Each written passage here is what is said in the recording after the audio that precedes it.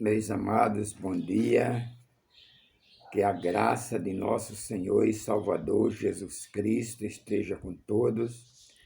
Nós somos gratos a Deus pela vida. A vida é especial, a vida é boa.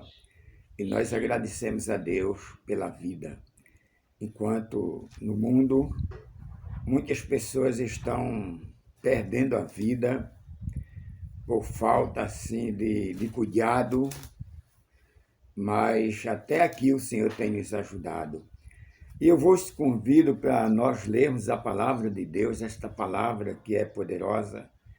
E nesta palavra, você que está aí no outro lado, pode encontrar refúgio, refrigério, descanso, porque esta palavra é a palavra que vivifica, esta é a palavra que transforma a vida do ser humano.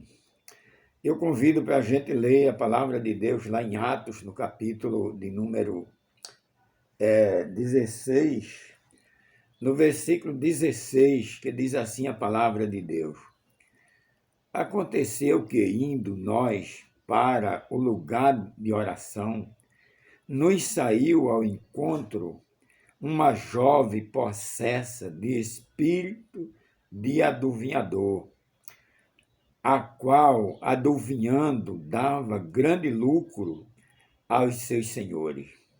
Seguindo a Paulo e a Silas, clamavam, dizendo: estes homens são servos do Deus Altíssimo, que anuncia o caminho da salvação. E isto lhe repreendia por muitos dias. Então Paulo, já indignado, voltou-se e disse ao Espírito, em nome de Jesus Cristo, eu te mando que retires dela. E ele a saiu na mesma hora. Que o bendito Deus aplique a sua palavra nos nossos corações. Meus queridos, esse texto fala, e nós queremos trabalhar nesse texto em 3 pontos. O primeiro ponto aqui é que Paulo e Silas, 2 companheiros, eles iam para um lugar reservado, onde eles iriam orar. Isso aí, todos os dias, acontecia esse percurso de Paulo e Silas, e muitos dias uma jovem acompanhava aos servos de Deus. Aquela jovem, ela prestava serviço para alguns videntes,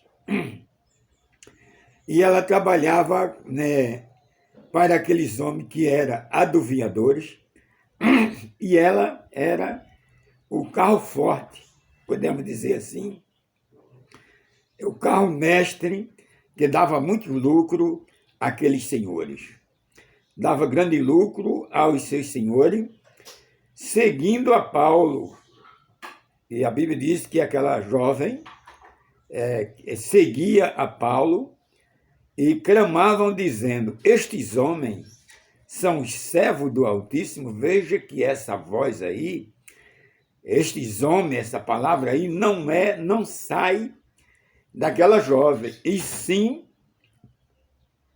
do inimigo, do diabo, sim, com certeza. Ele se apoderava dela e ela dizia, estes homens são os servos do Deus Altíssimo que anuncia a salvação. Isso aconteceu vários dias. E a Bíblia diz que Paulo, Deus se utilizando de Paulo, Paulo repreende aquele demônio daquela jovem, aquele inimigo, aquele mal, dizendo, Paulo olhou para trás, olhou para ela e disse, a ti eu te digo em nome de Jesus que saia dela.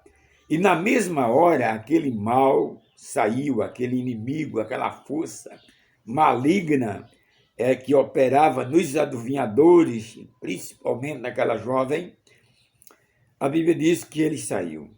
Então, meus queridos, foi o que aconteceu. Primeiro ponto, nós estamos.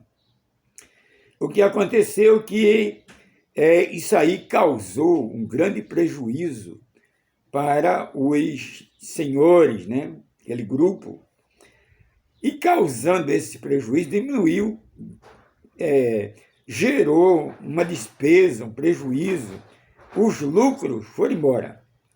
Então, que faz aqueles senhores? Eles se revoltam, pega Paulo e Silas e leva a presença, né, dos magistrados, né, e arrasta para a praça em meio às autoridades.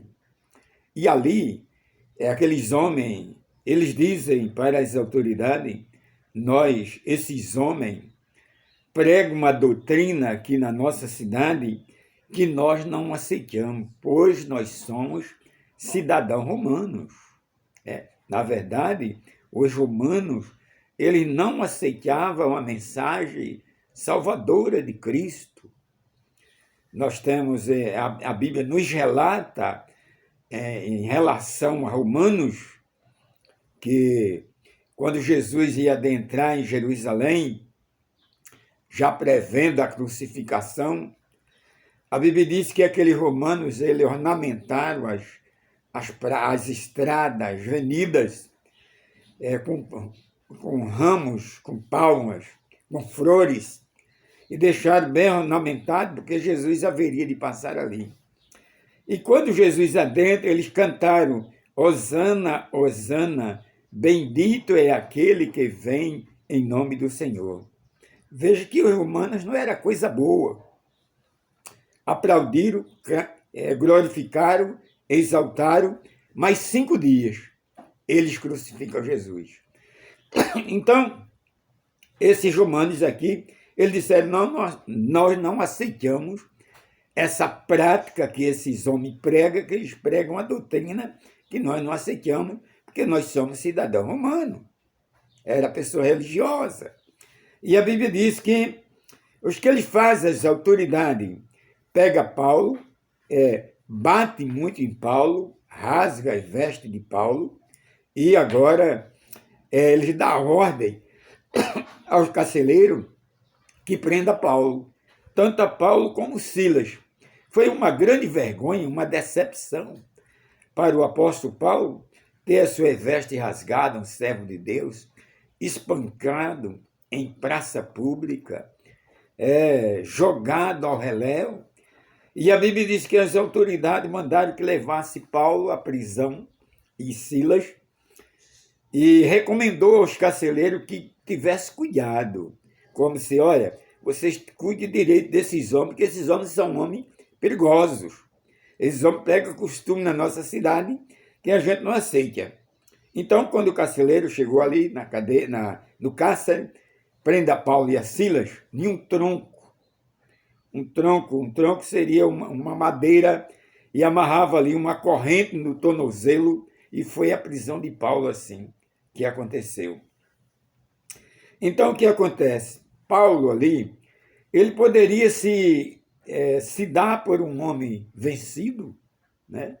Por um servo vencido, ele poderia até se ver como um derrotado, mas ele, juntamente com Silas, segundo ponto, juntamente com Silas, ele diz: nós vamos mostrar para essa gente, esses romanos, essas autoridades, que o nosso Deus é a autoridade máxima, que Jesus Cristo é o Senhor dos senhores, e o Deus eterno vai operar grandes maravilhas no meio de nós, e eles vão contemplar com os seus olhos e vão reconhecer que Deus é Deus. O que faz Paulo? Paulo ora, Silas canta, e começaram ali aquele festival de oração, aquele momento, aquela atmosfera espiritual. Um orava e outro cantava. Terceiro ponto. A Bíblia diz que à meia-noite aconteceu um terremoto, um vento muito forte, e ali abalou a base, as paredes, o piso ali do cárcere, a ponto de que as portas se abriram. E quando as portas se abrem. O mais importante, meus queridos, é que as algemas, as prisões que estava prendendo os prisioneiros, elas se soltaram. Nós estamos no terceiro ponto. Elas se desfizeram. E agora? O carcereiro estava dormindo e com aquele barulho, o carcereiro se levanta do sono e vê que as portas estão abertas. E pensava ele que os presos tinham ido embora. E a Bíblia diz que o carcereiro, ele puxa a bainha, ou a espada, e tenta suicidar-se. Veja como o inimigo faz, né? Mas o inimigo é derrotado. Na vida de crente, na vida de cristão, o inimigo se levanta só para cair. Ele não tem vez. Aquele cristão que ora, aquele cristão que está comprometido com Deus, aquele cristão que tem projeto com Deus, aquele que serve ao Deus eterno. E a Bíblia diz que o carcereiro puxa a espada e tenta suicidar-se. E Paulo disse: filho, calma, não é assim, não é assim que funciona, não dê lugar ao inimigo. E o carcereiro, ele pede luz, e agora ele salta em meio aos servos de Deus e diz: que devo eu fazer para ser salvo? Verso 31, Paulo diz: crê no Senhor Jesus Cristo e serás salvo tu e a tua casa. Crê. Você tem crido em quem? Você tem crido em Deus? A sua crença está firmada em Cristo Jesus? Você percebeu que no decorrer da mensagem, no segundo, primeiro, segundo e terceiro ponto, o processo que Paulo passou, mas veja a vitória no terceiro ponto. O carcereiro é salvo. A Bíblia diz que o carcereiro é salvo, ele e toda a sua família. E agora, naquele mesmo momento, a família, tanto o carcereiro, são batizadas. Porque Jesus, Cristo, ele opera diante dos seus servos. Pense bem, a quem você está dando crédito. Não dê o seu credibilidade a Deus falso, feito por mão de homem, que tem olho, mas não vê, tem boca, mas não fala, tem pé, mas não anda, e nenhuma voz sai da sua garganta, nenhuma voz, porque ele não tem nenhum poder. Crê no Senhor Jesus Cristo e serás salvo tu e a tua casa. Que ele te abençoe. Se você puder, meu querido, inscreva-se nesse canal, deixa aí o seu comentário. Pastor Antônio José Pereira, nós estamos orando por você. E até o próximo encontro. Fica na paz, Jesus Cristo te abençoe. Amém.